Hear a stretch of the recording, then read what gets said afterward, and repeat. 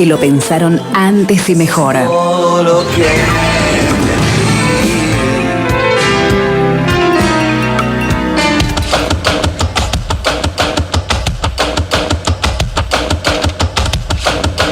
que nunca la radio, que es para escuchar, no para oír.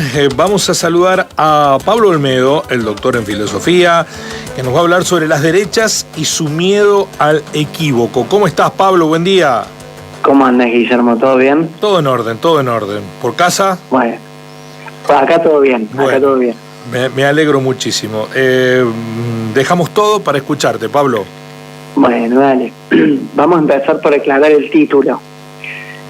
Rancière señala que la democracia debe ser comprendida partiendo de la idea del disenso, no del consenso.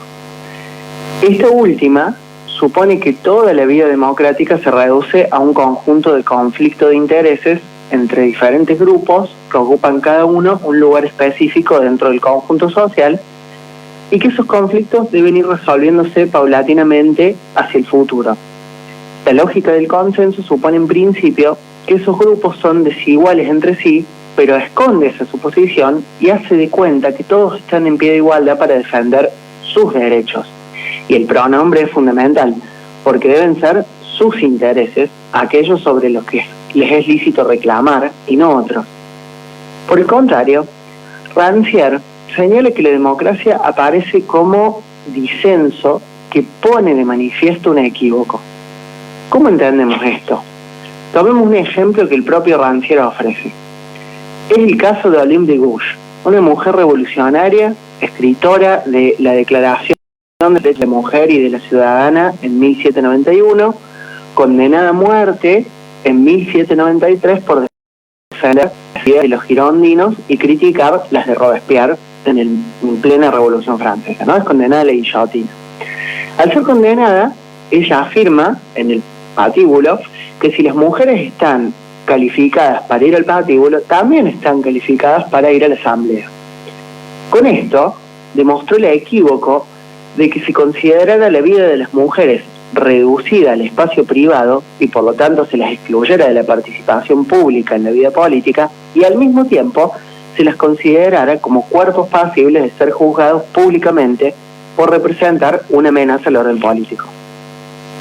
Para algunas situaciones, las mujeres debían restringir su existencia al ámbito privado, para otras eran objeto de juicio público. En esto se fundaba el equívoco que Olympe de Gouges señalaba. La democracia emerge cuando alguien demuestra un equívoco, cuando reclama o hace algo que no le estaba asignado previamente, que no formaba parte de sus intereses. La vida cotidiana, que comprendemos como vida democrática, está llena, a los ojos de Rancière, de equívocos. Es más, se sostiene sobre esos equívocos como sus condiciones de posibilidad que no deben salir a la luz. En esa dirección, el filósofo identifica la democracia con un orden policíaco. Es precisamente ese poder policíaco el que asegura que los equívocos perduren, que cada cual circunscriba sus reclamos, sus anhelos, sus deseos, al ámbito que le ha sido asignado. Un trabajador, decía hace un tiempo González Fraga, no puede aspirar a tener un aire acondicionado. Es eso. Cada cual debe aceptar el lugar que le tocó. Eso no es democrático, piensa Rancière.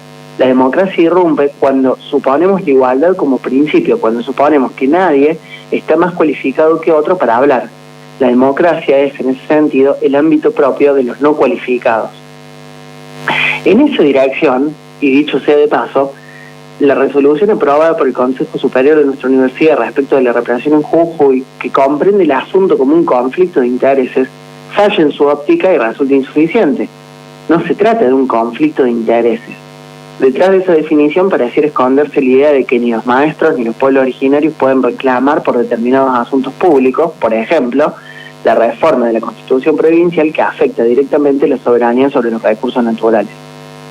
Mejor sería que los maestros vuelvan a las aulas, los pueblos originarios sus reservas y dejen que los expertos cualificados se encarguen del resto. Comprender el problema desde la óptica del consenso, del conflicto de intereses, es comprenderlo desde una lógica consensualista que anula precisamente el conflicto. La anulación de la política, ese es el viejo anhelo de las derechas. De lo que se trata es de conjurar la emergencia de cualquier equívoco, de asegurar que el orden democrático policial no sea tocado, afectado por la demostración de una desigualdad, de presentar todo conflicto como conflicto de intereses entre partes aparentemente iguales. Para eso, ponen en juego una serie de mecanismos comunicacionales para impedir que los otros, todos los otros que reclaman algo que no les fue asignado dentro del reparto policíaco y desigual del mundo, se constituyan como sujetos políticos. La estrategia es hacer de ellos sujetos de gobierno o pura vida desnuda sobre la que el Estado pueda descargar su fuerza.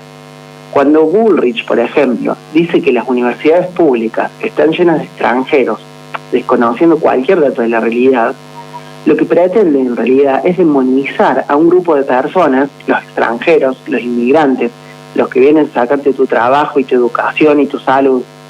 Es la réplica de los discursos de derechos que Rancière analiza en Europa desde la década del 80, que hacen de los inmigrantes el gran fantasma que amenaza la civilidad europea. De lo que se trata siempre es de evitar que las estructuras de los custodiados sean afectadas. Entonces, hay expertos que deben ocuparse de la economía, gestores que se ocupan de la política y un pueblo que debe aspirar a poco. ¿Y qué pasa cuando alguien individualmente logra salirse del lugar que le fue asignado al nacer? Aparece inmediatamente la operación cultural de las derechas. Hay que mostrar que ese, que por alguna razón sorteó su destino, hay que lograr, ¿no?, que ese que por alguna razón sorteó su destino no ponga en riesgo el orden vigente. Entonces se lo reconoce meritorio y se lo vuelve un igual. Alguien que reproduce la lógica de la desigualdad. Para quienes como vos y yo somos afectos al mundo Boca, sería como el caso Tevez, ¿no? Pero si esa persona no sigue esos carriles, si se subjetiva políticamente y busca demostrar los equívocos sobre los que se sostiene el mundo de la democracia policial, entonces o se lo desconoce en el mejor de los casos o se lo demoniza en el peor.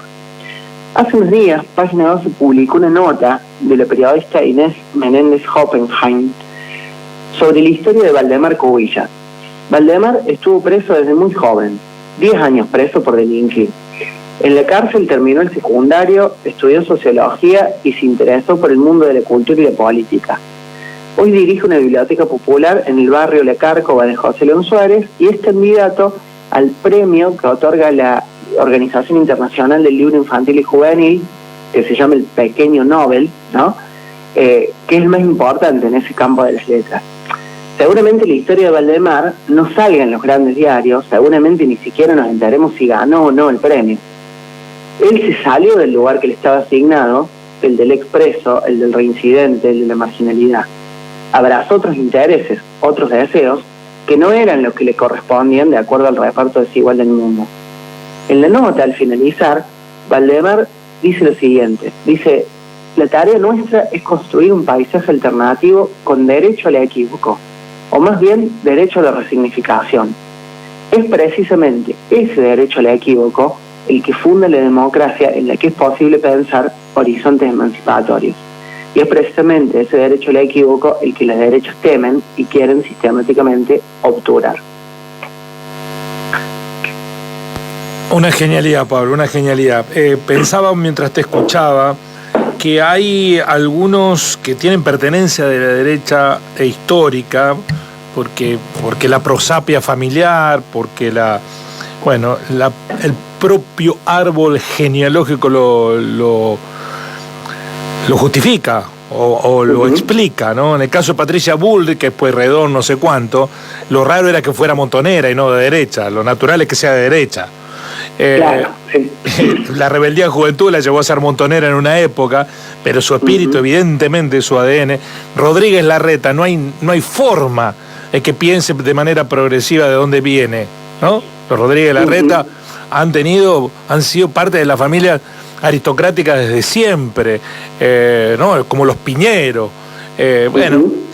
Lo que a mí me resulta muy extraño es cómo gente que viene desde otros orígenes sociales se sienten de derecha, se autoperciben y se identifican ideológicamente, no compartiendo nada, pero nada, y padeciendo las consecuencias que la derecha les impuso, son de derecha.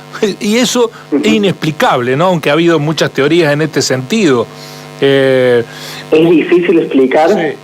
Tratamos de entenderlo y tratamos de actuar políticamente en consecuencia. Yo creo...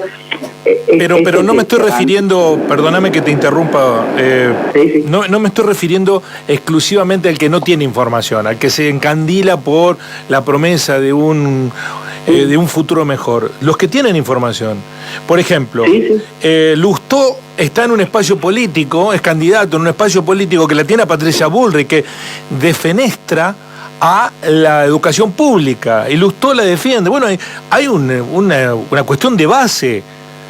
Patricia Bullrich defenestra la educación pública y Lustó la defiende a rajatabla. Bueno, ahí hay algo que es irreconciliable, sin embargo están en el mismo espacio político. Lo citaba más temprano, Humberto Benedetto, el riocuartense, que viene del peronismo, está avalando posiciones de la OEA que cuestionan la proscripción de una candidata opositora en Venezuela, pero sin embargo rechaza que la OEA diga que está muy mala la represión aplicada por un gobierno radical en Jujuy. Y él dice, bueno, pero eso lo cuestiona Patricia Bullrich, al que él le está haciendo campaña. Yo nunca lo dije, como si esa disociación fuera posible. Son cuestiones de base profunda y no de gente que no está informada. No de gente que está informada, que ocupa lugares, que toma decisiones y que incluso habría que ir más a fondo a veces en esas incongruencias. Digo, vos recién mencionabas a Lustó. Yo no sé si Lustó en un lugar de decisión ejecutiva defendería tan a rajatabla la educación pública, por más que ahora desde el lugar que está discursivamente lo diga. Pero me parece que son todas operaciones culturales que algunos las hacen con mayor conciencia y otros en todo caso las asumen de manera menos consciente, pero que tienen que ver con esto, con mantener, que me parece eso interesante lo que dice Rancière, ¿no? Que una idea que hemos dicho varias veces, no solo yo, también Guille, Santi, esto del reparto de lo sensible, ¿no? Mantener el orden del reparto de lo sensible tal como está. O sea, a cada cual le ha tocado una porción de mundo, puede decir, ver, hacer determinadas cosas y otras no, puede desear determinadas cosas. Y yo creo que esto que vos decís es la operación cultural más difícil de revertir, es cuando la población se convence de que puede desear determinadas cosas y otras no. Entonces, hay cosas sobre las que no se puede reclamar. Y esa misma población, que a lo mejor es afectada por decisiones políticas de la derecha, cuando ve que otro sector de sus compatriotas, que también están siendo afectados, reclaman por algo que probablemente también los beneficiaría a ellos, terminan diciendo, ¿por qué reclaman? ¿No? No pueden reclamar por esto. Entonces, me parece que esa operación es la más difícil de desmontar y sobre eso hay que trabajar. Muchísimas gracias por ayudarnos a reflexionar, Pablo, muy amable. Gracias a ustedes, Guille, por el espacio.